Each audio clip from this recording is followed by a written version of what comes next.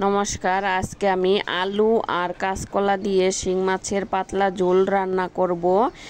গরমের দিনে পাতলা ঝোলটা খেতে খুব ভালো লাগে। ভিডিওটা না টেনে শেষ পর্যন্ত দেখতে থাকুন।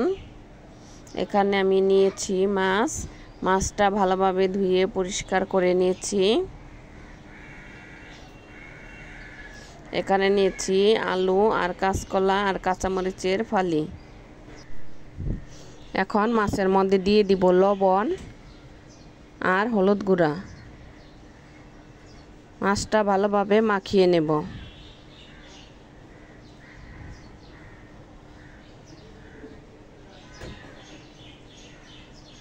মাখিয়ে নেওয়া হয়ে গেছে। এখন কড়াই বসিয়ে দিব। কড়াইটা গরম হলে দিয়ে দিব তেল। তেলটা গরম হলে দিয়ে দিব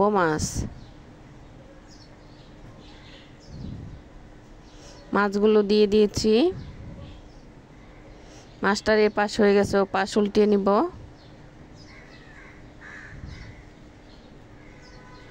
উল্টে নিয়েছি। মাছটি আমার এখন ভাজা হয়ে গেছে, উঠিয়ে নিতে হবে।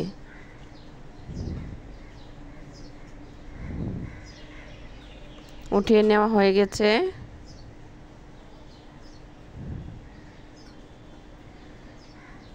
এখন কড়াইতে দিয়ে দিব আর একটু তেল। তেলটা গরম হলে দিয়ে দিতে হবে তেজপাতা আর গোটা জিরে।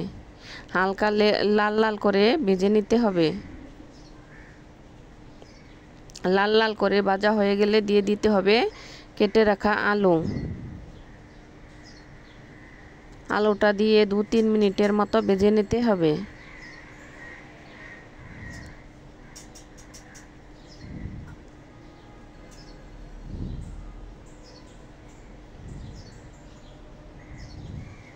দু তিন মিনিটের মতো আলুটা ভাজা হয়ে গেছে। এখন দিয়ে দিব কাঁচকলা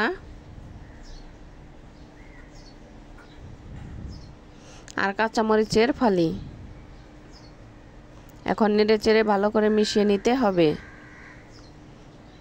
যদি আমার ভিডিওটা ভালো লাগে অবশ্যই কমেন্ট করে জানাবেন আর একটা লাইক দিবেন, আর বন্ধুদের সাথে শেয়ার করবেন। নিত্য নতুন ভিডিও পেতে আমার এই চ্যানেলটি সাবস্ক্রাইব করে রাখবেন। এখন দিয়ে দিব শুকনো উপকরণগুলো। দিয়ে দিব 1.5 চামচ লবণ, 1.5 চামচ হলুদ গুঁড়া, 1 চামচ শুকনো মরিচের গুঁড়া, 1 চামচ ধনিয়া গুঁড়া, 1 চামচ জিরার গুঁড়া।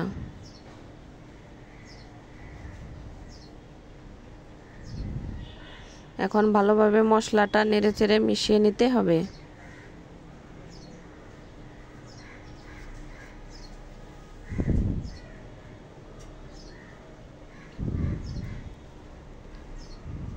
মিশিয়ে নেওয়া হয়ে গেলে এখন দিয়ে দিতে হবে অল্প একটু পানি।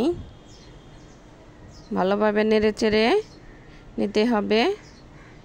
চুলার আঁচ মিডিয়ামে রেখে ঢাকনা দিয়ে ঢেকে দিতে হবে 5 মিনিটের জন্য।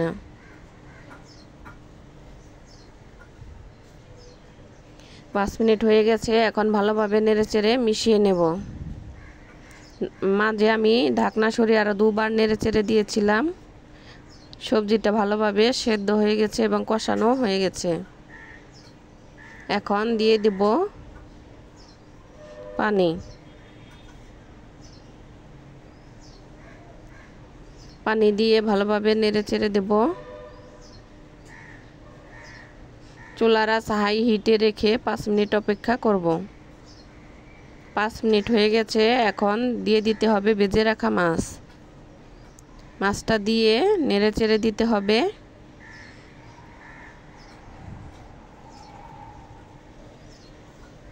এখন ঢাকনা দিয়ে ঢেকে দেব আরও 10 মিনিটের জন্য।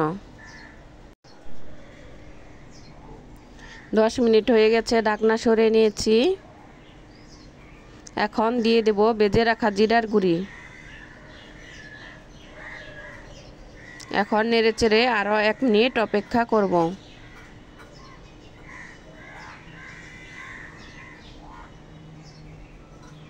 1 মিনিট অপেক্ষা করলেই শিং মাছের এই পাতলা ঝোলটি হয়ে যাবে। দেখুন দেখতে কত সুন্দর হয়েছে। এখন উঠিয়ে নেব, পরিবেশনের জন্য রেডি। এটি দেখতে যেমন সুন্দর হয়েছে, ঝোলটি খেতে অনেক ভালো। ভিডিওটা যদি ভালো লাগে অবশ্যই লাইক, কমেন্ট, শেয়ার এবং সাবস্ক্রাইব করবেন। শেষ পর্যন্ত দেখার জন্য সবাইকে ধন্যবাদ।